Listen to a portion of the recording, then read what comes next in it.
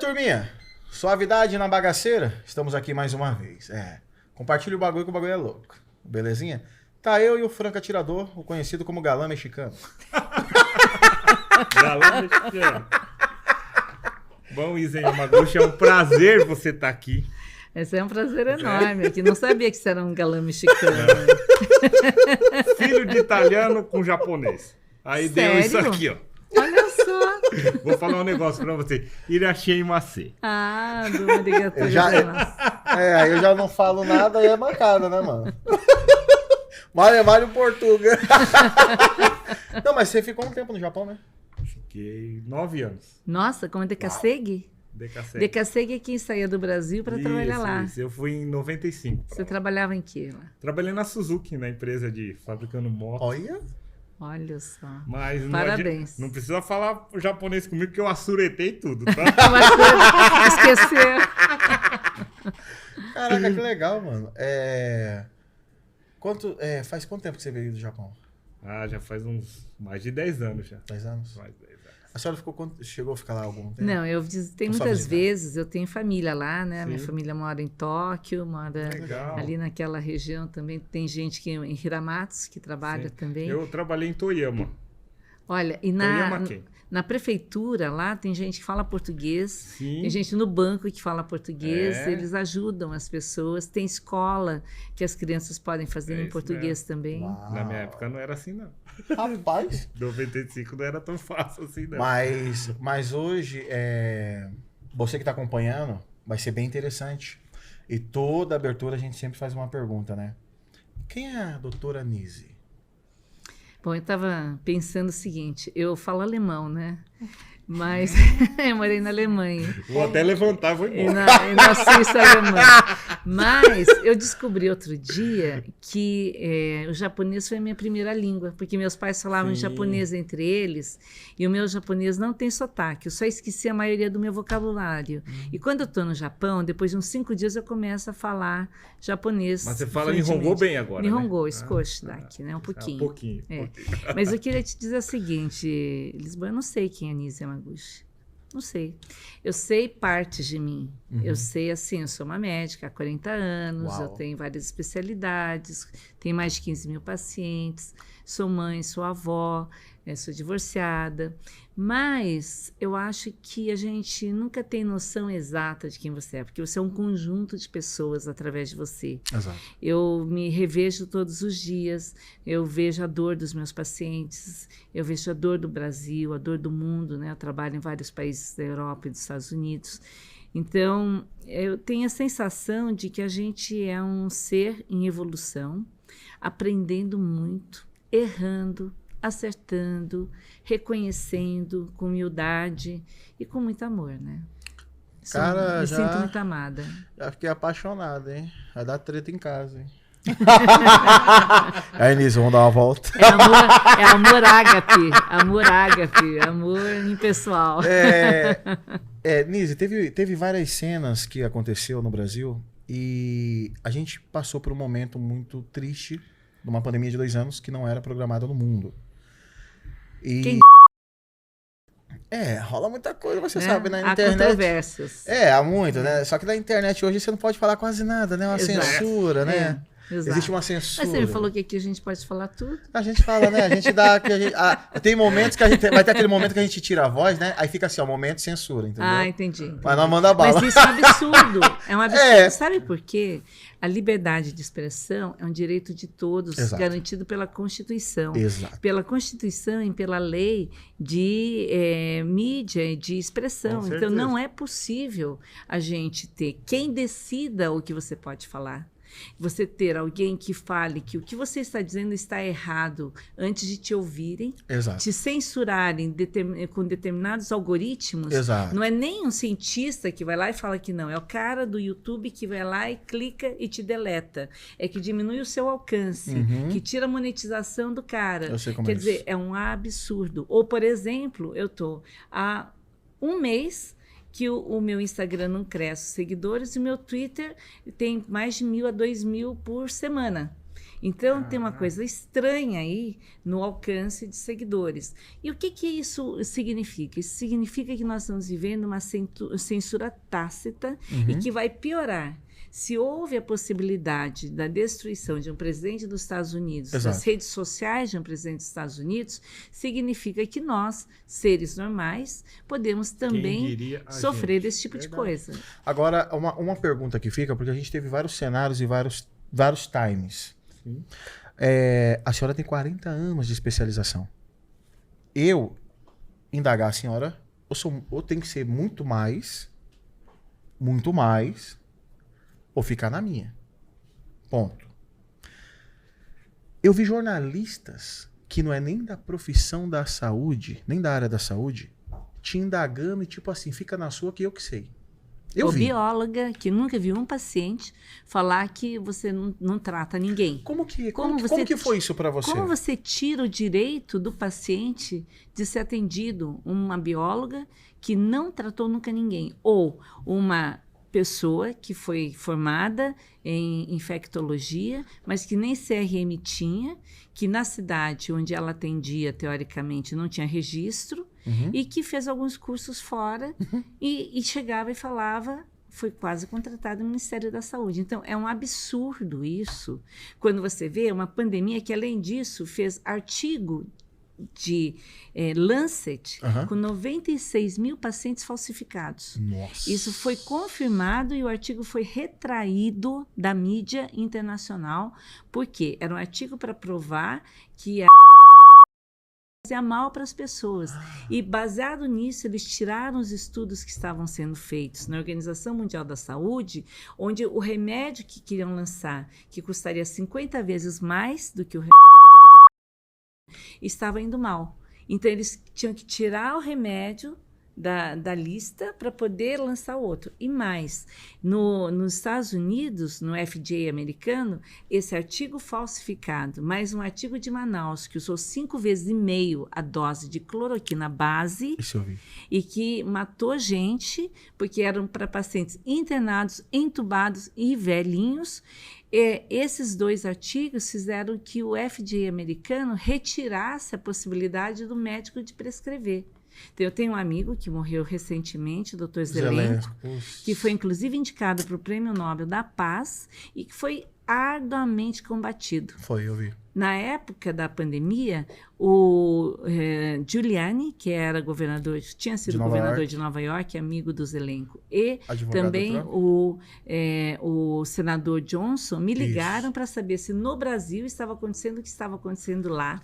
Eu conversei com o embaixador do Brasil na França, e na França estavam perseguindo o Didier Raoult também. Isso. Médicos importantes estavam sendo perseguidos na Itália, ameaçando tirar o CRM, na Espanha também, e na França nem se diga. E eu tive, pessoalmente, vários processos contra mim no Conselho Regional de Medicina aqui de São Paulo, e, enquanto isso, o Conselho Federal de Medicina me defendeu da CPI, mas eu estive lá com mais de 100 artigos, logo no início da pandemia, explicando para um comitê de mais de 12 pessoas de todos os lugares do Brasil, cientistas, em que eles me interrogaram por que eu achava que servia a medicação, e eu expliquei que era importante dar o direito de prescrever ao médico e do paciente receber. E saímos de lá com uma portaria. Eu fiquei até às 9 da noite ajudando a dar elementos científicos. Assim como eu fui lá para a CPI, como voluntária,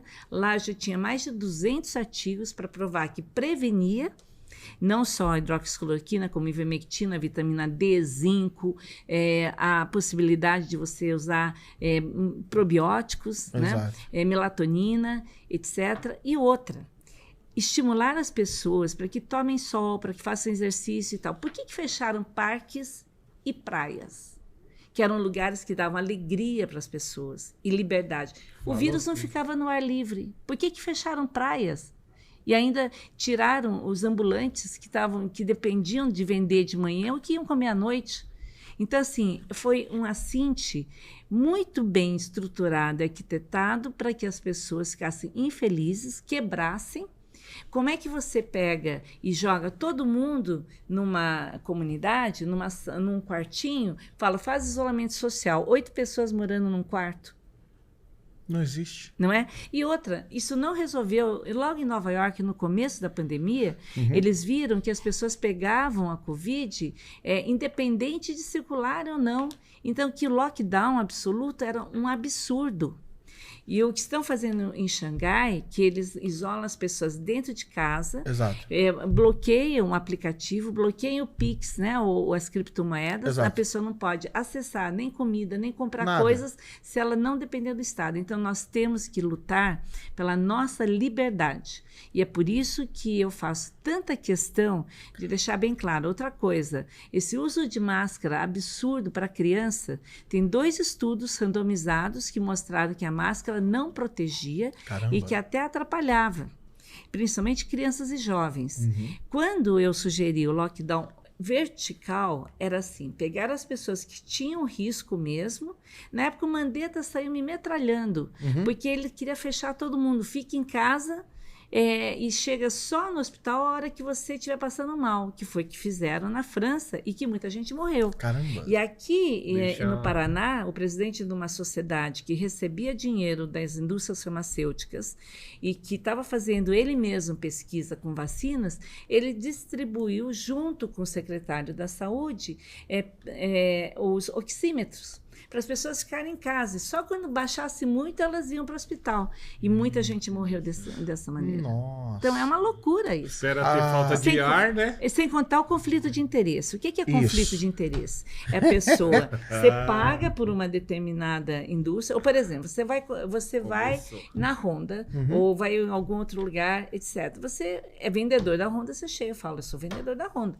Você é vendedor de biscoitinhos chips. Bom, eu sou vendedor de biscoitinhos chips. Se eu falar para você que biscoitinhos chips é melhor do que a margarina, não sei das quantas, eu estou com um conflito de interesse. Sim. Agora, os médicos chegavam para dar pareceres para audiências públicas, para o Ministério da Saúde, para a Anvisa, e não contavam quem estava patrocinando. E eles davam parecer totalmente direcionado para o produto que estava patrocinando. Vixe. Então, isso é muito grave. Então, significa o seguinte, você dá um RNA mensageiro. O que é isso? Ele faz com que, ao entrar nas suas células, as suas células que são boas produzam aquela proteína spike do vírus. Então, todas as células que o RNA mensageiro entrar, começa a produzir uma proteína inflamatória.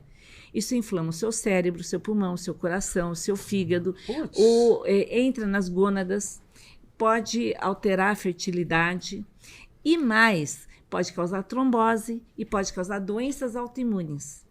É por isso que é porque eu tô vendo muita gente morrendo, jovens morrendo. E outro dia que eu tive uma paciente que me procurou, mas que o marido não queria muito me consultar.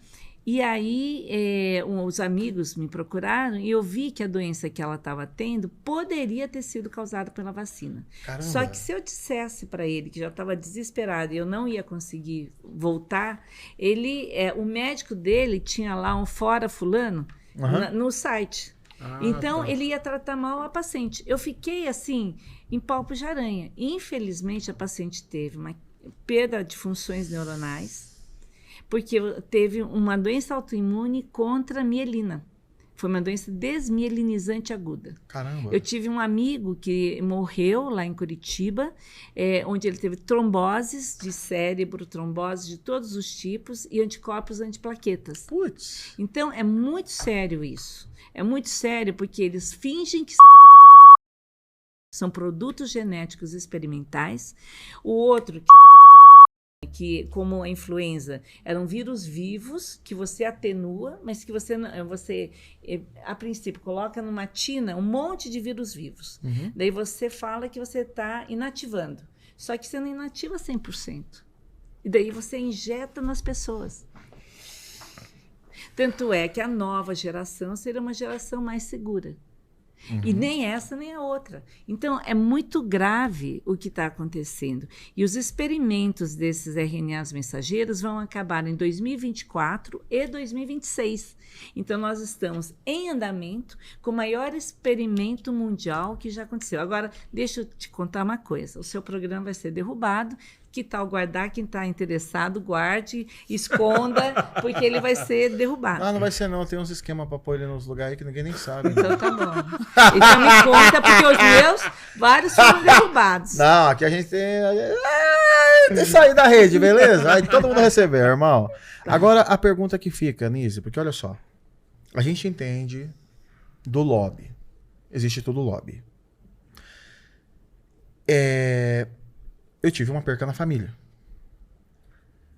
Coincidentemente, foi após tomar um negócio. Desencadeou uma trombose e uma embolia pulmonar. Morreu. Nossa. Não adianta eu ficar gritando e falando, porque vão falar que eu sou louco e você estatística. Está escrito. Esquece. Tem mais de 1000 artigos científicos mostrando que isso acontece. Correto. Aí pra mim não colocar esse teminha, a gente tenta ir ali, porque eu não sou otário. O ruim de todo esperto é achar que todo mundo é otário. É só que acontece que uma vida não volta. Não volta. Perdi. Dói. Tá? Perdi. Eu sei. Essa turma tá se cagando pra minha dor. Me desculpa. Uhum. E a gente não pode ser negligente. O presidente deixou muito claro. As verdades virão com o tempo. Estão vindo. Surgindo. Já ficou claro que o lockdown absoluto não favorece, que a perda de empregos, a economia a gente vê depois, é um absurdo.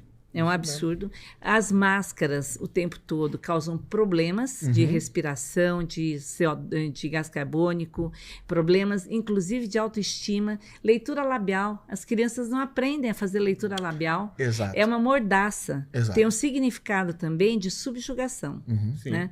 E mais, os remédios reposicionados ajudavam a curar ou a evitar a doença pós-Covid. Tem muita gente agora com cansaço crônico, passando super mal, com insuficiência respiratória, porque a Covid durou demais, o sistema imunológico não tinha capacidade, não teve uso de remédios reposicionados, chegava no pronto-socorro e mandava para casa com Novalgina.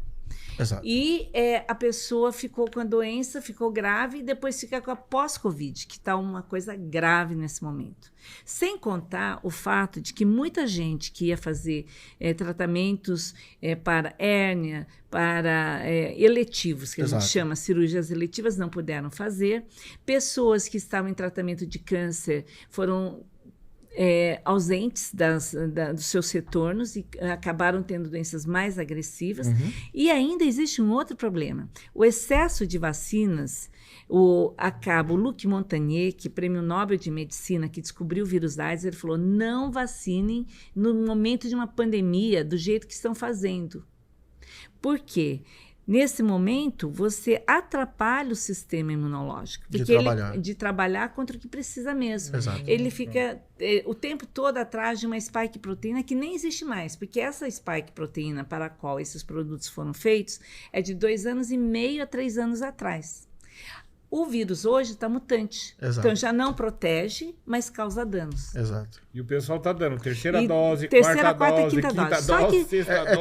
Tá quase um plano mensal, né? Essa bióloga, outro dia ela falou assim, mesmo. Por um acaso ela foi acionada por um grupo de pessoas conscientes que falaram, questionaram. Aí outro dia eu vi que ela falou, esse negócio de ficar dando 4, 5 doses não tem muito sentido, porque não tem estudo nenhum. Não tem estudo nenhum que fale que quanto mais doses, melhor. Agora, como é que fica essa questão agora? Porque, olha só, a senhora é uma médica com um nome. E não tem meio termo.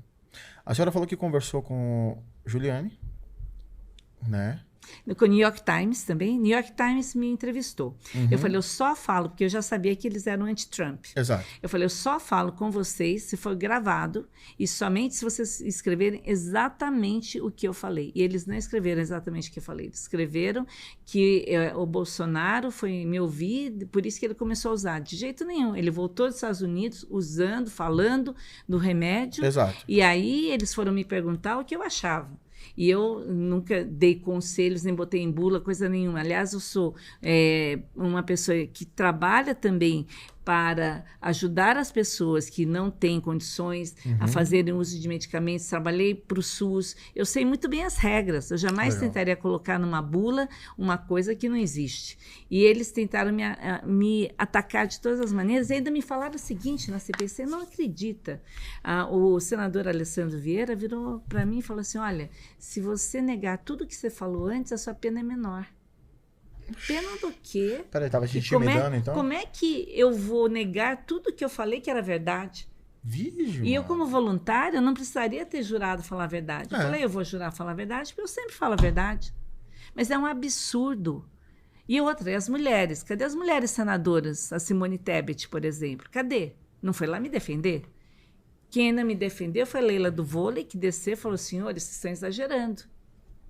Agora, como que fica... Mas e as feministas que não me defenderam também? Ia perguntar, porque mexeu com uma, mexeu com todas. Outro dia, eu cheguei num evento de mulheres eleitoras. E aí, a jornalista, que era moderadora, chegou para mim e começou a gritar, sua cara de pau, você não foi convidada para estar aqui. A senhora é responsável pela morte de milhares de pessoas, primeiro. Cara de pau, por quê? Eu fui convidada pela dona do espaço. Segundo, não era para trazer mais mulheres para a eleição ou só as mulheres que você quer? Porque deu para ver que está bem seletivo, né? E mais, ela foi julgar algo que a própria Procuradoria-Geral da República não acatou, que tentava chamar o Bolsonaro de genocida e a mim como responsável pela morte de milhares de pessoas. Agora vem aqui, eles estavam... Que é um absurdo isso. Quando a gente vê isso que está acontecendo, porque olha que louco, quando você conversou com o Rudy Giuliani, que foi advogado do Trump, né? E conversou com os pessoal, você viu que cada um estava sendo perseguido no seu país, na Itália, na Espanha, perseguidos. E nos Estados Unidos, as frontline doctors foram mandadas embora dos trabalhos. Eu quase fui mandada embora do Einstein, que eu trabalhava há 35 anos. Uau. Eu só não fui porque eu falei, primeiro eu quero falar com o conselho que fez essa deliberação, que era uma ata do conselho, não tinha. Era uma decisão de uma pessoa junto com uma outra pessoa, que eu não vou citar. Mas eles tinham decidido que eu não poderia ficar por causa da cloroquina e por causa de uma fala antissemita, que não foi antissemita, que eu citei simplesmente o que o Viktor Frankl falou no livro, que o medo faria com que as pessoas fossem acossadas e se sentissem desmerecidas e que fossem levadas como um rebanho. E eu, de forma alguma, desmereci. Pelo contrário, a minha irmã é judia, ela é da CIP, que é a Federação Israelita, e eu sempre jejuei no Dia do Perdão. Eu tenho melhores amigos. Outro dia fui homenageada por Israel, por a Associação Brasil-Israel Cristã, e ainda o Zelenko é judeu, ucraniano. Eu conheci ele, nossa, vai fazer uma falta para nós. Então, assim, não tem sentido isso que tentaram me imputar. Eu tive ação antissemita, como se eu fosse antissemita, que é um absurdo. Eu amo o povo judaico. O meu mentor em Houston, da minha tese de doutorado, o Ruben Lotan, ele era judeu, nascido em Israel. A Daphna e ele vieram para o Brasil várias vezes, para vários congressos que eu organizei no Chile, no Peru, na Argentina. Então, assim, é a tentativa, inclusive, de usar um assunto tão nobre quanto o Holocausto para atacar as pessoas que interessam. Exato. Seria uma destruição de reputação, porque você... Como você. Por exemplo, você está sofrendo um ataque. Exato. É absolutamente insensato, proibindo de falar sobre o assunto da sua cor. Exato. Tem cabimento isso? Não tem. Eu deixo muito claro assim, ser negro não é crime. Eu acredito na meritocracia. Minha mãe é negra, ex-prostituta, quilomba. Meu pai era cafetão da minha mãe. E aquela negra sempre falou assim, vocês lutem, nunca desista. Então, assim, que linda. Quando eu vejo as Parabéns. pessoas... Obrigado. Quando eu vejo as pessoas falar assim, parece que a gente é um animal, um bicho. Eu não quero que ninguém me represente. Eu tenho 2 pernas e 2 braços. Eu não sou vagabundo. Isso eu deixo muito claro. Mas estão te atacando, estão te lacrando, claro. Dizendo que você desmerece a raça negra. Claro. Imagina que Mas absurdo. Aí eu tenho a disputa. Vamos pegar na enxada e vamos ver quem vai mais longe. Aí eu te dou atenção. Lacrar pra cima de mim não vira. Então essa militância que fica gritando e berrando, eu É quero para que a corda... dividir. Isso tem que ficar bem claro. Dividir. É para dividir. Exato. Para criar dissensão entre Exato. as pessoas. Eu, por exemplo, eu tenho amigos gays maravilhosos. Também tem. Sabe? E eles ficam tentando fazer um monte de confusão. com Mas isso. agora vamos lá. Eu vi que a senhora foi até cotada para o Ministério da Saúde. Num período. Seu nome estava ventilando e todo mundo vendo. Tem currículo. Não adianta eu debater porque você tem currículo. Você tem conhecimento. A pergunta que fica. O Mandetta fez uma porrada de treta. Isso ficou muito claro. O que ele fez ali hoje tá mostrando. Ó, não era para agir assim, você fez isso. Tanto que ele tá fora do governo. Por exemplo, hospitais de campanha. Quando você tem tanto hospital quebrando Porque não pôs por dinheiro falta de nos apoio. hospitais que Exatamente. E comprando respirador que não precisava, ou respirador que nunca chegou, em loja de dando vinho. dinheiro sem critério nenhum, Exato. e sem cobrança de estrutura para as coisas. Outra coisa que eu achei um absurdo. Como é que fica dizendo que tem que usar máscara e chega lá, abraça todo mundo sem máscara? Como é que o outro fala, fica em casa e vai para Miami passear nas lojas sem máscara ou vai tomar sol lá no Hotel Copacabana? Não, ele no pode, Rio. né? Ele o pode. outro, né? Não falei... Quebra um local e vai Quebra tirar um local, onda, né? ou prende as pessoas as Exato, lojas. nas praças. Eles pegaram e soldaram Exatamente. portas de gente que precisava trabalhar. Isso é um absurdo. Agora, por que a perseguição em cima de médicos tão dotados? É porque eles precisavam nos calar, porque senão você teria uma opção. Se as pessoas soubessem que elas tratando, elas não iam morrer, elas iam trabalhar. Exato. Que foi o que aconteceu. Lá nas favelas do Rio, na época, distribuíram ivermectina para todo mundo e foi todo mundo trabalhar. Ninguém podia parar. E teve um índice de morte muito pequeno. Agora, o presidente sempre falou da África subsaarial. E eu comecei a dar uma pesquisada. Porque eu vi que pessoas morriam pela Europa. Sim, lá não. E era em grande escala. País desenvolvido, IDH alto, as pessoas têm dinheiro, recurso e morrendo. Porém, em algumas regiões da África, não tem nada. Nada. Mas toma ivermectina preventiva e Por toma causa da malária. hidroxicloroquina aos montes. E aqui falava assim, 5 dias mata. Ivermectina dá problema de fígado e não dá. E assim, e além disso, a outra história é falar, só vai para UTI quem não tomou vacina. E quem é que não tomou vacina? Quem não tomou 4, 5 doses de vacina, né? Então, assim, você perverte a realidade, tritura e apresenta do jeito que você quer. Isso se chama manipulação de massa. E o pior é que tem médico que é bom, mas que acredita nos seus coordenadores. E os seus coordenadores são venais. Exato. Por exemplo, esse artigo falsificado, ele foi feito por médicos da Harvard, que assinaram, a firma que fez era Serge Sphere, que tinha até um ator pornô no grupo, não tinha condição nenhuma de fazer o estudo mundial. Você imagina o que é? 96 mil pacientes no mundo inteiro foram avaliados nos prontuários. Prontuário em inglês, em malaio, em chinês, em japonês, em espanhol, em poucos dias, por essa firma maravilhosa. Aí vão lá os médicos da Harvard e assinam, dizendo que hidroxicloroquina matava. Isso é um crime contra a humanidade, contra a reputação. Então, eu acho, Lisboa, que é uma guerra híbrida. Exato. Isso ficou muito claro. O que é uma guerra híbrida? Uma guerra de primeira geração é aquela guerra que você pega tacape, pega flecha, pega faca, etc. Uma guerra de segunda geração, aí você já pega outros tipos de armas. A terceira, você junta as coisas. A quarta, junta a inteligência. A quinta, você junta tudo.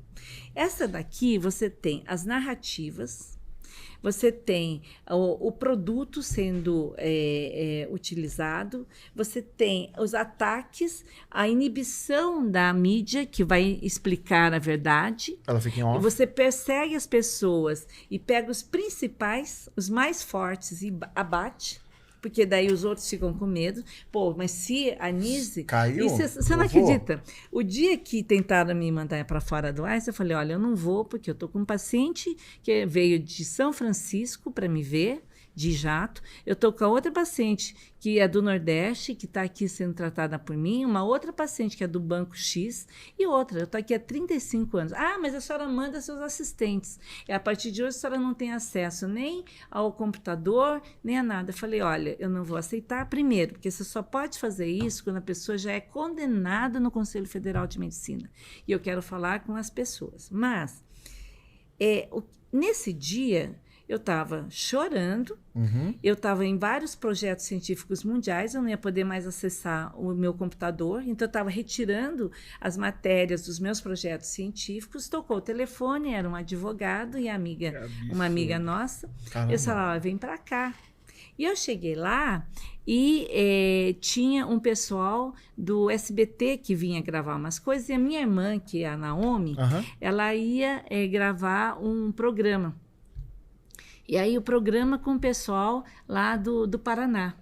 E eu pensando que era lá, em Toledo, estavam perseguindo médicos no posto de saúde. Exato. E tal. Aí eu falei, chorando, olha, gente, eu vou ajudar vocês.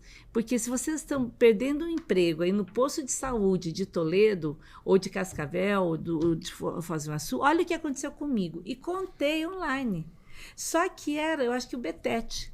Eu não sabia quem era o Betete, eu não seguia a mídia. Viralizou de um jeito que o hospital começou a ser atacado por todo mundo, os próprios judeus, os próprios amigos, os próprios pacientes, que eu tenho paciente do Brasil inteiro e da América Latina. Aí eu descobri, sabe aquela coisa assim, você fala com uma pessoa, você não sabe o poder da sua mídia, da sua fala, porque de repente aquilo chegou em todo mundo. E as tias do Zap atacaram. Não, já era. Atacaram. Perdeu. Isso acabou fazendo com que a gente fosse reconhecida. Eu tenho 40 anos de medicina, tudo isso, mas agora eu sou a doutora X, entendeu? Doutora Y. Não, mas o legal, olha como a história é muito louca, né? Talvez a gente em vida não veja outro caso igual a esse. Tem outro que estava sendo criado. Agora tem o Marburg, mas teve a tentativa do vírus monkeypox. Você não ouviu falar da varíola do macaco? Vi. O que aconteceu? Em 2018, foi usado uma verba da defesa dos Estados Unidos para guerras biológicas, para criar um remédio contra um vírus que não tinha mais no mundo, da varíola do macaco. 2018. Foi registrado o remédio com verba da defesa americana. Não existia mais, certo? Aí, em 2020, fizeram uma simulação com 10 países do mundo, caso houvesse uma epidemia da varíola do macaco, o que deveria ser feito? Caramba! Fecha aqui, faz ali, não sei o quê, não deixa circular, faz tudo isso que a gente viu. Simulando. Aí, 2022... lançaram a versão endovenosa do remédio da varíola do macaco antes do primeiro caso. Aí teve também, já está pronta a vacina da varíola do macaco, que não existia. Só que é com vírus atenuado. Qual é o risco? O vírus atenuado é pior do que o vírus inativado. É um vírus vivo que, teoricamente, não tem a capacidade de criar o vírus, a doença. Só que um atenuado, um vírus vivo, se você pega uma pessoa com AIDS, ou transplantado, ou imunodeficiente, ou velho, a pessoa pega o vírus atenuado. Ela tem uma virose, ela pode morrer do vírus atenuado.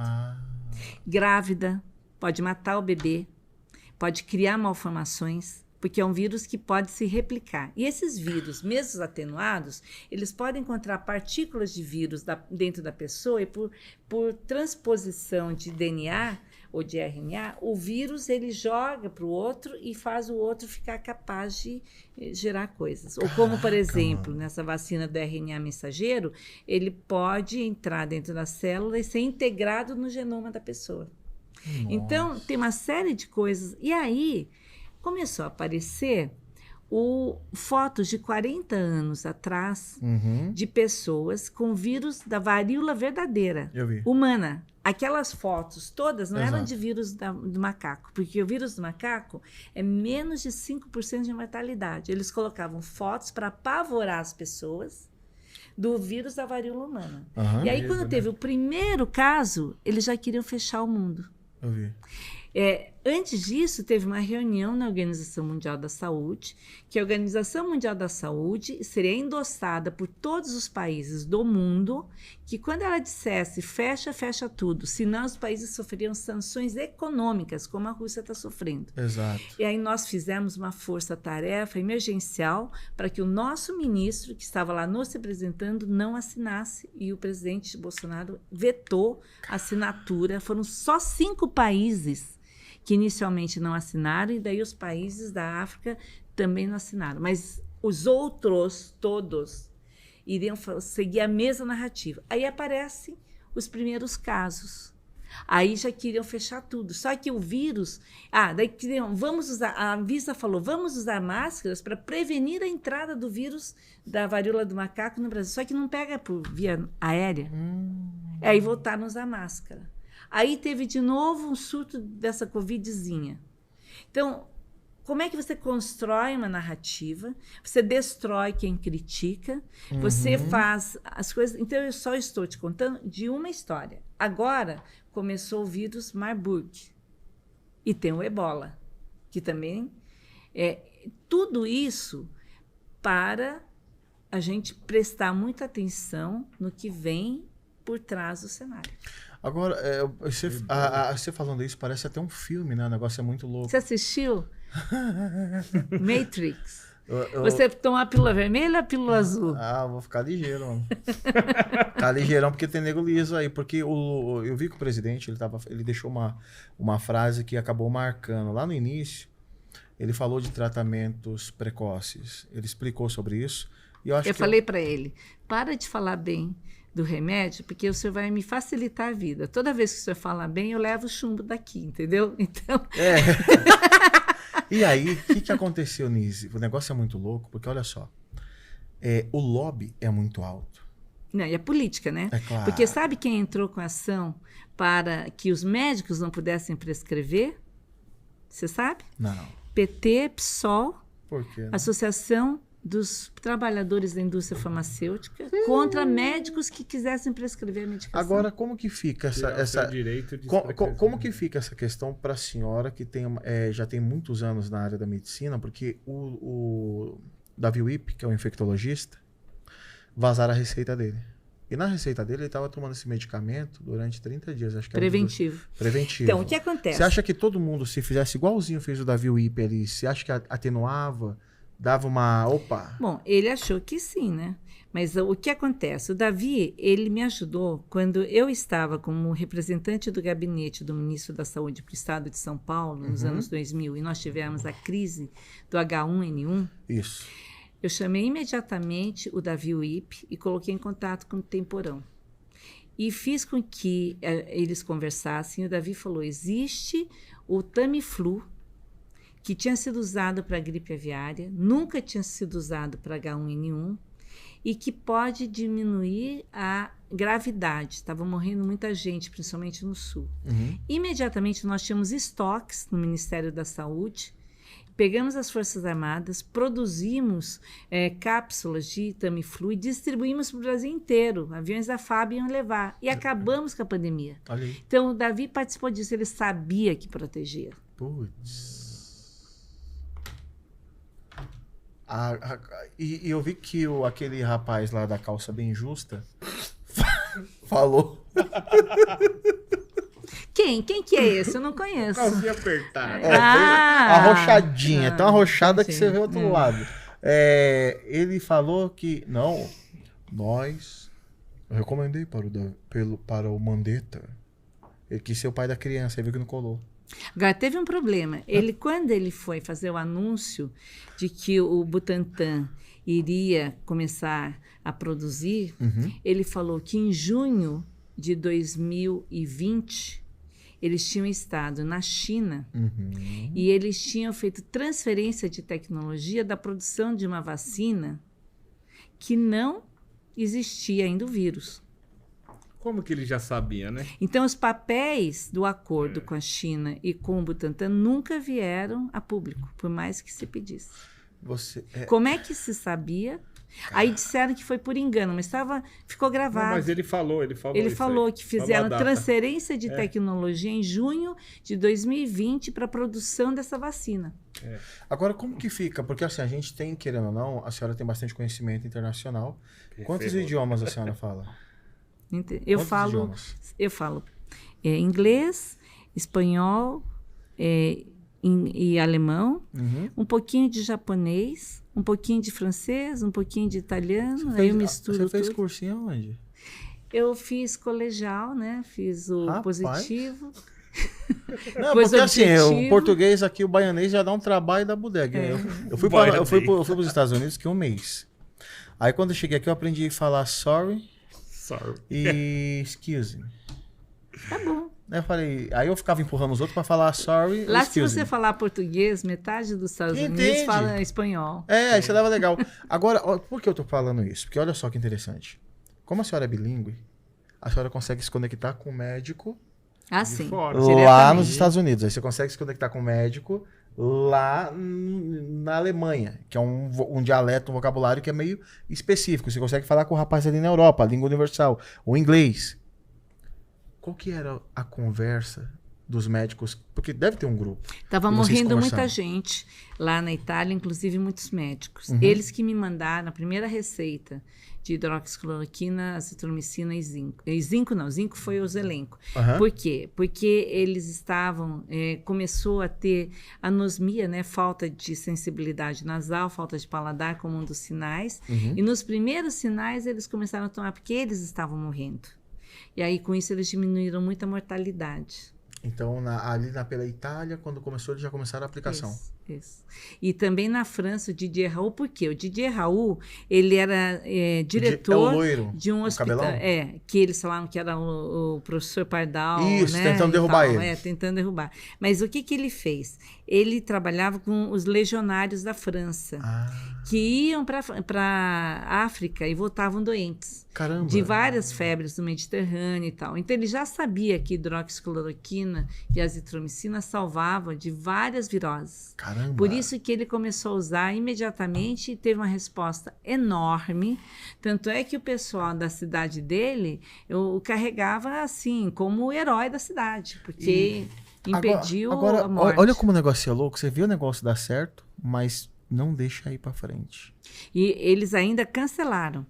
Teve um grupo lá em Belém do Pará, por exemplo, porque estavam morrendo gente no pronto-socorro, porque não tinha mais vaga, as pessoas sentadas, entubadas, sentadas, porque não tinha mais lugar, nos carros, até improvisavam com a escafandra, aquela máscara de mergulhador com oxigênio para as pessoas poderem respirar, e daí começaram a usar a hidroxicloroquina, azitromicina, zinco e também corticoide. E o próprio Zeballos foi quem indicou e foi uma maravilha, descolapsou. Amapá tinha 2 vagas de UTI. Eles fizeram tendas na rua e aí aquele senador lá, que você vai dar outro apelido para ele, do Amapá... Eu acho que é esse. Ele falou para mim que eu estava mentindo, que no Amapá tinha morrido muita gente. No dia seguinte, ele levou uma trauletada dos médicos da Amapá, porque ele tinha dado até prêmio para os médicos da Amapá, dizendo que maravilha que ele tinha salvado um monte de gente. E para mim ele falou que era mentira, que no Amapá não tinha salvo ninguém. Nossa. Então, as pessoas são venais, elas falam o que interessa para aquele momento. Outra coisa, Caraca. o médico lá, ele não é de Salvador, mas da Bahia, que é o Otto Alencar, ele quis me pegar no pulo. Então, ele pegou uma colinha, né, que devem ter passado para ele, qual é a família, né, do coronavírus. Eu falei, é coronaviridae. Não é, a senhora não sabe nada, porque ele não sabia. Ele achava que era coronavírus. Não, é coronaviridae. Né? Aí ele perguntava, e qual é o teste no sangue que tem que fazer para saber se a pessoa já tem imunidade, o teste celular? Eu pensei, não, celular a gente está desenvolvendo, mas não é aquele que é do sangue. Eu falei, anticorpos neutralizantes. Eu repeti 3 vezes, ele não me ouvia, Isso na me CPI. gritava que eu não sabia nada. Agora, pasmem, esse cara tinha prescrito hidroxicloroquina pro outro senador, Duval. Tanto é que o Duval chegou, você prescreveu para mim. Puts, entendeu? mano. Então, os caras, eles faziam, um usava, o outro não sei o quê, e ficavam condenando a população a não se tratar. Agora, E lá em Itajaí, eles fizeram um tratamento preventivo com ivermectina, lá em Fortaleza, a Universidade de Fortaleza também fizeram. Graças a Deus, essas pessoas são lindas, né? A Lucy Kerr, esse estudo foi publicado. Então, nós tivemos 35 mil médicos que nós treinamos no Médicos pela Vida, que teve agora o congresso lá, né? Em Foz do Iguaçu, e a gente descolapsou a Serra Gaúcha e Santa Catarina com os empresários. A gente criou o Grupo Empresários em Ação. Eu tinha live quase todos os dias, para eu educar os empresários daqui, dali, etc. Olha isso. Agora, olha como que é louco o negócio, cara. Parece meio conspiratório o negócio. Meio. Um senador que foi eleito, que tá lá dentro, que não conhece nada de medicina, debatendo com quem tem 40 anos na área. E querendo achar que tá correto. Não, nem ortopedista, o CRM dele de ortopedista não estava válido. Então, não, é pra você ver que, na verdade, é a banana comendo macaco, né? E o poste mijando cachorro. Essa é a linha, né? Você fica, rapaz, mano, você entende? Eu falei, caramba, o cara vira senador e vira Deus? Ele ganha no grito. Não. E aí eu vi esses escândalos. E uma cena forte que marcou ali foi o seguinte: eles queriam te destruir ao máximo possível a CPI, deu pra ver isso. Então, assim, ela vai servir de exemplo pra todo mundo ficar pra trás dela. Ninguém vem aqui. E aí eu vi que o massacre miraram o canhão na senhora e começaram a te dar porrada. E várias. Eu não vi os movimentos, mexeu com todas, ficaram em off, porque parece que mulher só é elas, né? Só se defende ela. Você é da minha classe? Corre comigo. As do sovaco cabeludo não apareceu nenhuma. Tá 3 metros de sovaco, então é nóis. Verdade. Não vi ninguém sair em defesa da senhora. Verdade. Só que o Brasil inteiro ficou sensibilizado com aquilo. Embora o 9 Dedo ficou comemorando porque fizeram aquela maldade com a senhora. Ele até falou lá, pegou o braço do Otto de Alencar parabenizar e falou assim, porque a Bahia deve ter orgulho de você, porque você esculachou aquela médica japonesa que não sabia de nada. Mas peraí, Quer dizer, me chamou de japonesa, falou que eu não sabia de nada, calúnia, difamação, injúria racial, tudo. Agora, o Brasil enxergou. Exato. O Brasil enxergou o que era verdadeiro. E teve um outro momento que foi assim, eu estava indo muito bem, porque eu expliquei que eu trabalhei nos últimos 20 anos em todos os governos, ajudei a passar todas as leis de controle do tabaco, os direitos dos pacientes com câncer, subi em caminhão para fazer hospital, como lá no Mboimirim, etc. E aí, passeata na Paulista para aprovar a Convenção Mundial contra o Tabaco, fiz passeata em Washington, fomos até a Casa Branca, levamos caixão, paramos na Universal, porque eles ainda fumavam dentro dos filmes, entregamos lá um dossiê lá na Casa Branca, quase nos prenderam lá, porque a gente estava colocando coisa debaixo da cerca ali. Mas aí, esse pessoal deve ter chamado o presidente, o Omar Aziz, porque ele estava me tratando muito bem. Ele estava falando, nossa, seus pacientes até gostam da senhora, a senhora toca piano, não sei o quê. Ele voltou, não acreditem nela, ela mente. Essa voz calminha, toda suave, a senhora fala assim sempre? Falei, sim, excelência, eu falo assim porque eu trato de pacientes com câncer. Mas ele querendo dizer que eu estava convencendo as pessoas. Mas estava mesmo, porque as pessoas sabiam que estava falando a verdade. Exato. Então, esse foi meu objetivo de ir para a CPI. Eu fui voluntária e foi por amor. Porque você já pensou, você perdeu alguém da sua família. O médico que cuidava durante 10 anos é considerado um médico fajuto de 3ª categoria ou 5ª categoria que não sabe o que faz. Como é que você vai ficar tendo entregue a vida do seu parente para aquela pessoa? Então, eu fui pelos meus pacientes, pelos familiares, em respeito ao Brasil, em respeito à verdade. Exato. Então, isso é uma coisa que ficou tão óbvia que eu acho que é por isso que depois 400 advogados entraram na minha defesa, os voluntários todos, e até hoje eu sou abraçada. E eu até, assim, eu fico até sensibilizada, porque muita gente emocionada, porque eu trouxe algum componente de esperança, de que algo de bom podia acontecer naquele lugar. entendeu? Mas é Você, grave. agora, qual que é a visão que a senhora tem da CPI? Porque uma CPI, por mais que ela aconteça, ela tem os seus atos nobres, que é investigar. Se a CPI, de fato, porque ela ficou meio apolítica, porque o alvo ali, o martírio era quem? A desconstrução dos médicos com autoridade no assunto, a gente acaba com eles. Isso foi o que... Eu ando em comunidade, a diferença de quem anda na classe alta e quem anda na favela é surreal. É surreal. Não é normal. Porque eu vi as pessoas em quebrada... Quebrar... Comunidade, vamos dar o nome de comunidade, tá? Eu vi o pessoal de pessoas simples falando o que estão fazendo com aquela mulher. Sensibilizado e horrorizado. Porque a tiazinha do Zap, ela conseguiu ver. Tá? Eu tava lá, eu vi. A minha vida é periferia. Eu consigo ver as pessoas. E o que aconteceu?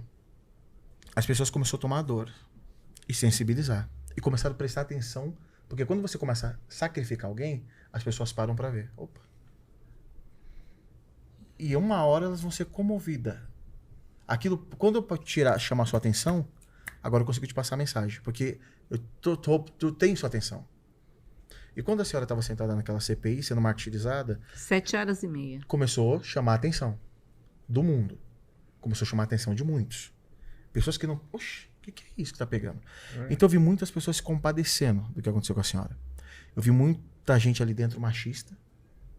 Não respeita as mulheres. Dizem que respeita, mas para gritar alto e autoritarismo, deu para ver que eles não são nada disso. Vive de aparência total, deu para ver isso. E deu para ver que a CPI... ela queria um alvo. Acabar com os médicos, que se punha, ainda mais a senhora, que tem um currículo muito extenso. E pegar o presidente. Principalmente. O alvo. E outra coisa importante, era uma cortina de fumaça, porque a CPI foi instalada inicialmente para avaliar o consórcio do Nordeste. E eles queimaram todas as provas do consórcio do Nordeste, incineraram, porque pegava filho de um senador que estava lá isso mesmo. na Amazônia, pegava o pessoal do outro presidente. Então, assim, foi uma cortina de fumaça, porque daí você troca, né? Você Tira agride, atenção, né? você agride, aí começa a agredir fulano, beltrano, ciclano, ministro da saúde, não sei o que, não sei o que, não sei o que, e tira o foco. Tira o foco do que é o certo, né? Porque o consórcio Nordeste, acho que foi 50 milhões, quase 49 milhões, que ninguém sabe para onde foi. A fortuna que se gastou. É muito dinheiro. Essas pessoas... Aliás, esse é um problema sério, Lisboa. O SUS, ele não tem controle dos gastos. Não. Você já pensou, padaria tem controle de gasto? Como é que uma estrutura do tamanho do SUS não sabe o que vai lá na prefeitura, no estado e na federação? Como é que as compras são feitas da forma como são? Como é que as licitações são feitas da forma que são? E sem controle para você saber se você precisa mesmo naquela UPA lá ou se você precisa daquele hospital regional naquele lugar. Não, as emendas parlamentares decidem onde vai ser sem critério nenhum. Então, nós temos hoje um problema na saúde brasileira que é esse desregramento e esse descontrole. Eu trabalho como voluntária há quase 2 anos e meio na Rede de Governança Brasil. Eu saí agora da coordenação por compliance, porque como eu estou nessa outra fase da minha vida, eu me afastei de várias funções da Sociedade Brasileira de Cancerologia, da Associação Brasileira de Mulheres Médicas, de várias entidades que eu cuido. E, na realidade, o que nós temos no Brasil é uma baixa eficiência do sistema, baixa transparência e não tem uma coisa básica, que é a satisfação do freguês. Por que você não coloca lá, você gostou do seu atendimento? Coloque aqui uma carinha para o seu atendimento. A pessoa que te atendeu te deixou de pé para não... Sabe, o médico chega lá, não deixa o cara nem sentar. Não examina. Verdade. E malemar prescreve. E a falta do atendimento de ambulatório faz com que todo mundo tenha que ir para o pronto-socorro para fazer hemograma, para fazer... E sem contar a questão de atestado. Quem quer atestado faz pela internet, mas é possível ficar lá desfiando um monte de rosário, falando um monte de coisa que não é verdade para conseguir um atestado. Agora, como que a senhora vê essa questão do governo Bolsonaro sobre toda essa crise? Porque Você já tinha visto um presidente ser tão massacrado assim, ser tão perseguido em vários aspectos, montarem tudo contra ele? Já tinha visto um presidente da República ser tão alvo assim? Não. No Brasil, acho que o Trump também sofreu bastante isso, né? Olha, foi um sistema de resiliência, de resistência. Agora, nós tivemos esse corpo científico que pôde dar substrato. Eu tenho que dizer isso. Eu nunca trabalhei em prol de um presidente personalista. Eu sou a favor da saúde do povo brasileiro. Eu trabalhei em todos os governos. Correto. Então, para mim, foi uma surpresa quando começaram a misturar tudo isso num pacote político. Cara, é que é muito louco, né? Uma CPI virou, na verdade, um palanque eleitoral. Só isso. Várias dessas pessoas acho que nem vão ser eleitas, né? Não, porque provavelmente foi um palanque do que eles são. Isso. E ficou tão óbvio para a nação que eu acho que não é possível que alguém queira elegê-los, né? O Witzel no Rio de Janeiro foi cassado. Caiu por causa das maracutaias na Liga. Mas você sabe, o Witzel, pelo menos, ele me disse uma coisa. Eu estive entrevistando. Falei, por que falam tão mal do senhor? Ele falou assim, olha, eu cheguei lá e quis fazer uma auditoria em tudo. Não vai em conseguir, tudo. não é assim? Não só isso, como armaram coisas contra ele. Eu não sei te dizer o que é verdade do que não é. Eu sei. Mas eu sei que, assim, ele estava muito mortificado com tudo que estava acontecendo com ele. Então, essas coisas é muito difícil você saber hoje onde é que está a verdade. Agora, em Manaus, houve, sim, desvios de rios de dinheiros por parte da família do senador. Vixe. E aqui em São Paulo tem várias auditorias sendo feitas também, desses hospitais de campanha, das importações exageradas e esquisitas, etc. Mas tudo isso é para mostrar o seguinte, o Brasil está acordando. Com certeza. E ele tem que usar isso agora para o voto correto. Exato. E além da necessidade da transparência e verificação das urnas. Eu quero ver até um detalhe. Esse é outro assunto, viu? Você pode ser preso se você falar que precisa verificar. Eu até então não entendi, porque o Japão é um país muito tecnológico, né? E nós temos a melhor tecnologia do mundo. Não seria bom o Japão vir e reconhecer? Não, mas a máquina da Venezuela parece antiga, parece que é melhor. Não, dá pra você ver como o negócio é uma banana comendo macaco.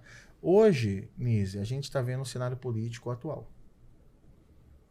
Tá todo mundo vendo tudo. Não dá mais pra esconder ou tampar o sol com Quando a peneira. deixam, né? Eles querem... Tem um tiozinho aí que eu sempre digo, né? 9 dedos. Com 9 dedos ele fez o que fez, imagina com 10 dedos, né? Eu fico perguntando o seguinte, eles querem um controle social. Querem calar as mídias, né? Ter esse controle na mão, porque aí você vai ouvir o que eu quero. Então, para mim, derrubar uma pessoa muito mais rápido, desconstruir alguém muito... Você não tem o contraditório. Você só não foi completamente destruída, acabada, detonada, porque tinha as redes sociais. Ah, com certeza. Se não tivesse, game over nisso. Não adianta que nós não dá voz para você. Jornal, Esquece, TV. eles iam acabar eu só com falei você. no começo da pandemia. Depois que descobriram o que eu estava falando, ninguém mais me convidava. Não, derruba. Eu teve uma... como é o nome daquele... O doutor que faleceu? Anthony Wong. Anthony Wong. Eu conversei com ele. Derrubaram ele de uma entrevista ao vivo. Eu tava assistindo e vi. É problema de sinal, tudo caiu então. A gente já tenta recuperar. Aí eu tentei entrar em contato e falei, doutor, aqui não derruba não, vem. Aí ele foi na nossa live, explodiu. Bum. Se ele tivesse vivo, as crianças não tinham sido vacinadas. Porque ele era pediatra e ele sabia tudo. Ele falou, ele me deu muitas dicas, vai por aqui, faça isso. Vamos lá, vou seguir quem conhece, não tem meio termo. Hoje, como que a senhora vê o cenário político? Porque muitos nomes daqueles que ali estão, o Brasil teve o prazer de conhecer ditadores, por momentos, o Estado é meu, tanto o que município esses é meu. não conseguiram nem saírem candidatos, né? Muitos não vão vir. Mas como que a senhora vê o cenário político hoje no Brasil? Porque a gente do lado de lá, Nós precisamos de uma reforma de partidos, porque não tem sentido ter o número de partidos que nós temos, vendendo os seus candidatos, vendendo benécias, fazendo jogos incríveis. Então, eu acho que a gente tem que fazer uma reforma eleitoral. Nós precisamos dar mais condições para que haja os debates por mais tempo, porque 1 mês e meio somente de debate é insuficiente. Exato. E muita gente não vai poder ser ouvido, né? Então, esse é o primeiro ponto. O segundo ponto importante é realmente a transparência nas urnas. Eu acho que esse também. O cenário político. Nós temos uma polarização a nível federal e a nível estadual nós temos 3 nomes. Nós temos 3 nomes aqui em São Paulo que estão despontando e que estão competindo entre si. E para o Senado existem várias pessoas que estão se degladiando e que estão tentando se posicionar, né, para disputar. Eu sugiro um bom conselho, né, se o conselho fosse bom, mas que cada um decida pela sua própria cabeça. Não fique tentando falar para o outro, olha, só pode ter um, viu? Mas tem que ser eu, né? Só pode ter um. Vamos unir todo o grupo, mas tem que ser em torno da minha pessoa, porque se for em torno da outra pessoa não está certo. Quer dizer, não tem sentido isso. Porque eu teve algumas pessoas que pediram a renúncia do presidente Bolsonaro, né? Graças a Deus que não foi vice. Aleluia.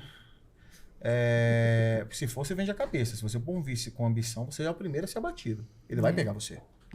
E eu vi que essa pessoa, né, que pediu renuncia Bolsonaro, põe Mourão, né? A gente não sabe quando é Ruth ou Raquel. Essa é a real, meu. É a real. E tem uma rejeição muito grande da base do presidente. Ela acaba tendo uma rejeição muito grande, a gente sabe disso. Não adianta colocar. Mas unir todo mundo vamos unir todo mundo agora? Até aqueles que pediram a cabeça do presidente, não dá. Você andar com quem pediu sua cabeça. Começa por aí. E a gente viu que o nome da senhora está sendo cotado para o Senado em São Paulo. Tá? O nome está ali, cotado. E a senhora nunca foi política.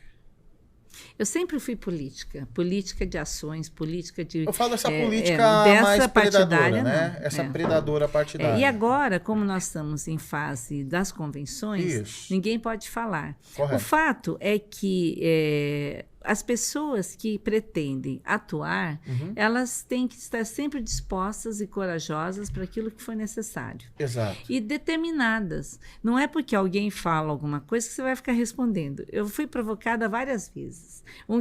Eles queriam que eu entrasse na mídia deles para eles crescerem. Eu fiquei quieta, olhando, porque eu sabia que as coisas iam subir e iam descer. Então, eu só fico esperando. Nesse momento, o que eu sinto? O Brasil precisa de bons representantes, pessoas, além de dignas, com equilíbrio emocional, que possam ajustar as questões necessárias, que a soberania nacional seja preservada, a liberdade de expressão, a liberdade de ir e vir, o empreendedorismo, a inovação. Por exemplo, nós não conseguimos produzir um aparelho de respiração no Brasil, porque faltava componentes. Vergonha isso. Então, nós precisamos trazer de volta a nossa indústria. Hoje em dia, aqui no interior de São Paulo, tem várias indústrias que foram terceirizadas para outros países. E a gente precisa trazer para cá. Não tem chips de carro para produzir carro, porque fica em Taiwan e com a guerra não vem. Agora, olha que lindo, olha quanto petróleo nós temos, olha que povo educado, nós temos muita gente bem formada. É hora de atrair de volta os cérebros que foram embora do Brasil em busca de outras oportunidades. É hora de dar condições ao ensino profissionalizante nas periferias para que as pessoas possam ter maiores condições de ter emprego. É hora de dar verbas para empreendedorismo. É hora de você fazer as pessoas se sentirem dignas e terem a capacidade de trabalhar. Aquele senhor que agora está sendo substituído por porteiro eletrônico, ele tem que achar um trabalho. Ele sempre sustentou a família, indo todo dia ser porteiro, passar a noite lá meio que pescando naquela guarita, mas agora não. Agora você chega lá, reconhecimento facial, você entra em casa, você coloca o dedinho. E ataques? Porque agora, uma coisa não tá. Agora que você está ali no cenário, a senhora apontou no cenário, não tem como tirar isso, né? Como que tá essas questões de ataque? Eu falo até isso por quê? Porque a gente faz esse trampo de rede, a gente é fuzilado. Todo dia, né? Mas você sabe, até o momento, até o fato do presidente nunca ter me apontado como um potencial, me ajudou. Porque eu já teria sido atacada desde o berço. Exato. A outra coisa é a seguinte, os ataques, eles visam tentar denegrir, fazer com que a pessoa faça, não posso nem falar essa palavra hoje em dia, mas assim, eles tentam fazer com que a pessoa perca a motivação. A pior coisa é você não ter vontade de lutar. Os ataques são tão grandes, são tão sórdidos, são contra a família, são contra coisas, não é? Tentam fazer você desistir, eles tentam né? achar narrativas, achar histórias, prejudicar para que você não vá em frente. Não tenha coragem de desistir. Então, eu acho que a gente tem que olhar, fazer cara de paisagem, falar sempre a verdade e seguir em frente. Você tem que ter foco, determinação. Será que a gente vai ter um dia, Nise? Cala a boca, me deixa em paz. Você sabe que na véspera de... Eu vou dar uma voadora no seu pescoço, infeliz. Agora eu vou me vingar. Me dá um porrete, toma. Agora eu vou me vingar. Você sabe que na véspera de eu ir para a CPI, não dá vontade? Veio um pessoal me falar, a senhora chega lá e fala assim, o senhor me respeite, porque eu não sei o que. Eu falei, olha, deixa eu explicar uma coisa. Se alguém briga comigo, eu passo 2 dias pensando e falo, puxa, eu devia ter falado isso, eu devia ter falado aquilo. Eu não vou ser o que eu não sou, porque nesse campo eles são melhores que eu. Exato. Eu não vou sustentar uma briga, porque eles vão dar uma revertida e eu não vou conseguir. Mas, eu vou ser justa, vou ser honesta, vou ser correta, que é o que eu sei fazer. Exato. Aí outro dia, né, eu estava fazendo uma live e falaram assim, mas dizem que a senhora vai lá no carro de som, mas a senhora fala, você estava lá no carro de som. Quando eu falo, as pessoas ficam quietinhas me ouvindo. Eu não preciso gritar. Exato. Eu falo pertinho, né, do microfone, mas eu falo tudo que eu quero e as pessoas me ouvem. Mas a pergunta, nunca teve Nise barraqueira assim, não? Olha, Barraquinha é saudável, um barraquinho. Raros Nise momentos. barraqueira. Tipo assim, Nise isso aí. samurai, vai virar samurai. Samurai vai ser Você bom, nunca deu pra dar, você nunca deu um gritinho assim? Seria Nise Ninja. É né? verdade. Nunca, imagina. Pegar o katana aí, ó. Você sabe que eu jogava basquete, né? Na faculdade, eu jogava tênis de mesa, sempre fiz esporte. Legal. Tinha torcida, né? A faculdade de medicina tinha japonês torcida. gosta de um tênis de mesa, né? Foi. É verdade. Top. Mas ninguém pode dizer, é aquela história, quem nunca sofreu por amor, joga a primeira pedra. Você nunca pode dizer nunca e nem sempre. Você tem seus momentos de vida, cada um tem seus defeitos. Vai explodir, Aliás, né? o ser humano ideal é o conjunto de todos, porque todos nós temos defeitos e todos nós temos erros. Exato. O que você tem que tentar é errar menos, você tem que tentar pedir desculpas, falar eu sinto muito, querer ajustar coisas que aconteceram. Legal. E fazer o seu melhor, dar o seu melhor sempre. Hoje, qual a mensagem que você deixaria pro povo brasileiro, assim, pra mãe que tá ali do outro lado? Pai? Acredite que é possível. Vai lá e faça. Pense que seu filho pode ser a melhor pessoa do mundo. Não fique presa à situação atual. Se ele usa droga hoje, pensa, vamos lutar para que ele possa estar bem. Se você tem um país que tem tantas dificuldades, também participe, porque é o nosso caso. Exato. Eu não acho que seja bom estar nesses lugares em que as pessoas só brigam, só atacam. Só que eu não me sentiria confortável no meu consultório, nos Jardins, ou ali perto do Sírio, ou atendendo no Einstein, enquanto o meu povo sofre. Entendeu? Então, eu sempre fui ao encontro das pessoas, sempre participei de entidades sociais, participei de comissões dentro da comunidade à noite, lá da favela Monte Azul, né? Fui procurar ajudar os hospitais locais, Liga de Combate à Sífilis, ambulatório da São Judas Tadeu, sempre foi, lá em Lyon, eu trabalho com países de baixa e média renda, da África, principalmente a lusofônica, mas tem países da Oceania, da África, da Ásia. Então, assim, qual é o meu papel no mundo? Eu acho que eu tive acesso a pessoas maravilhosas, os melhores cientistas do mundo que me dão conhecimento. Mas no Brasil ainda tem um vale enorme entre o que é o SUS e o que é o convênio médico. O acesso que as pessoas têm às estratégias. Nós temos que, em primeiro lugar, melhorar. Não é baixar o nível dos convênios, é subir o nível do SUS. Requalificar. E depois melhorar, porque agora tem uma lista de remédios que podem e que não podem ser dados, e tem gente que vai morrer porque não vai ter acesso. Só que também tem remédio que está caro demais. Então você tem que ter acesso, tem que ter qualidade, diminuir impostos, etc. E outra, a carga tributária está impossível. A gente tem que encontrar outras medidas. E mais, segurança alimentar. Não tem sentido o Brasil, que exporta e que hoje é responsável pela segurança alimentar de tantos países da Europa e do mundo, não ter comida para todos os seus cidadãos. Mas você não acha que isso vem de políticas antigas? Ah, com certeza. Porque mas as atuais também não prestam atenção nisso. Mas hoje o Brasil, Nise, eu estava dando uma observada no cenário em si, porque eu venho de uma ala de periferia. O que acontece? Lá na parte de baixo, as pessoas sempre foi doutrinadas o seguinte: eu tenho uma sobrinha que é mãe solteira, mãe de 3 filhos, mora de aluguel, e ela estava ganhando por mês R$ 79,00, R$80,00 do Bolsa Família na época, tá? A gente vê que a realidade aqui é diferente. Parece que existia um sistema para você morrer na pobreza. Eu vou te dar R$70,00, mas te tiro da linha da pobreza. Mas você vai morrer pobre aí. E quando o governo atual assumiu, por mais dificuldade, porque nenhum governo que passou pegou 2 anos de pandemia ou uma guerra. E não teve todo um sistema contra.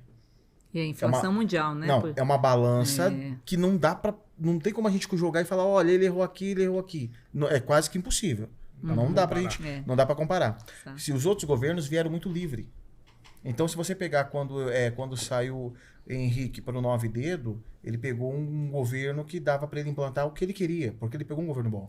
E se a gente não tivesse gasto tanto com outros países, ou com refinarias que nunca aconteceram, a gente teria distribuído esse dinheiro para o nosso povo e teria construído mais estruturas, mais hospitais, mais estradas, mais ferrovias, mais tudo. Mas olha como o negócio é muito louco de política assim. O Brasil hoje, por alimentar quase 1,5 bilhões de seres humanos no mundo, a gente alimenta uma China. O Brasil tem potencial de dobrar a meta. Por isso que todo mundo quer o Brasil. Claro. O Brasil tem metal, tem tudo. Tudo tá aqui. Temperatura, tem riquezas. Tá tudo aqui. Então, quando você tem um governo que é combatente e cuida do seu povo, que é totalmente diferente. Sem pandemia, nós vivemos um holocausto nesses governos anteriores. Tá, a pandemia. O litro de gasolina de diesel na Argentina é R$10. E outra, queriam desarmar o nosso povo. E o que acontece? O homem do campo, até conseguir que a polícia chegue lá dentro, já morreu todo mundo. Não vai chegar. Como é que pode? Agora, olha como hoje eu falo porque eu sou CAC. Recomendo todas as mulheres, todo mundo de bem, ir para um clube de tiro, tirar o seu CR. Pode tirar, vai fazer curso de tiro, porque o cidadão de bem tem que defender a tua casa. A própria Constituição diz que eu tenho direito à segurança, à igualdade, à vida, à liberdade. Porque eu não quero ter que usar. E eu pretendo, mas assim, eu recomendo. Apoio. Eu apoio porque recomendo. Eu apoio pelo seguinte, eu acho que a gente tem que ter a dissuasão. Poder de dissuasão. Você não ter que utilizar. Eu estive lá na defesa da Amazônia e eu vi o nosso exército defendendo as nossas fronteiras. Correto. E eu queria mais condições para o nosso exército. Assim como mais condições para a nossa polícia. A nossa polícia aqui no estado é a pior paga do país. Eles pagam mal a nossa polícia. Então, eles não se interessam em ter estrutura. Sabe? Exato. Não tem um monte condições. Tá saindo, e agora, com essa câmera aqui, eles não dão tornozeleira eletrônica para o bandido. Então, eles não monitoram o bandido e monitoram o policial. Então, tem uma série de coisas que são muito graves dentro de todo esse contexto. Agora, a Nise Brava, eu acho que vai aparecer no Congresso, porque vai ter um momento que eu vou ficar tão, assim... ensandecida com as coisas, porque não é possível os desatinos que você vê acontecerem. Agora, sabe o que aconteceu, Nise? Que ninguém viu? E que agora estão percebendo? É o seguinte. Inventaram um celular. O meu cachorro lá, ele tem um celular. Seu cachorro. Todo mundo tem agora. Meu Modo de papagaio. dizer. Até minha mãe pega lá, fica olhando, ela não manja de nada. Os Ela nenéns, fica lá né, já vendo. começam. Agora observa, o que aconteceu com o celular? Celular com uma câmera. Acabou. Já era. Vai além. Eles não esperavam as pessoas simples começar a entender de política. Eu comecei a falar de política de 2017 para 2018 e 2019. Então, o brasileiro debater política é muito prematuro. Com É uma certeza. fraude. É. A gente está começando... Conta aí, 2017, 18, 19, 20, 21, 22. Você conta na mão. E o que era narrado para as pessoas é o seguinte: eu não debato política, não debato futebol e não debato novela. Pronto. Então, era tirado esse direito. Você não precisa debater. O assunto que você não debate... Mas dividiu as conversa, famílias, né? A questão não é dividir. A questão é muito simples. Na minha casa tem pessoas que jogam do lado de lá, 9 dedos. Tem. Só que a grande maioria joga do lado que tem 10 dedos. Quando você pega o balance, você tem que fazer um balance agora. Balance. A população brasileira hoje, se você for pegar, 85% ela tem valores cristãos. Então é uma sociedade conservadora. Por mais que você queira dar o golpe no peito, não dá. Não dá pra você falar, agora muda. Não vai mudar sim. É muito tempo. Se você tem uma sociedade conservadora, você tem valores. Vamos tirar lá do A e lá do B. Vamos falar de valores e princípios agora. Você quer que o cara... Você apoia o cara que rouba o celular? O que o cara vai falar? Não.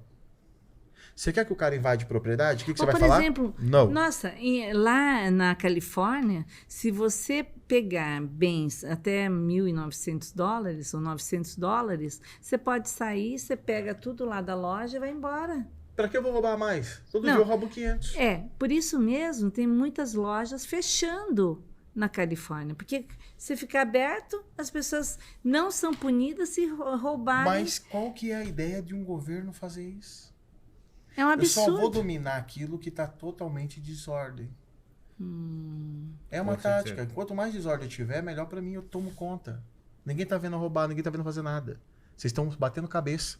Então, hoje eu entendo que assim, a eleição, a tentativa de assassinato do Bolsonaro, na época candidato, deu um despertar e comoveu o mundo.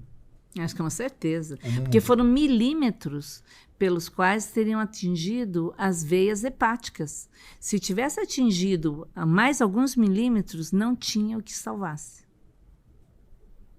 E teve a sorte de ter uma médica que estava lá treinando os outros naquela santa casa e que ela sabia tudo de fígado, de tudo.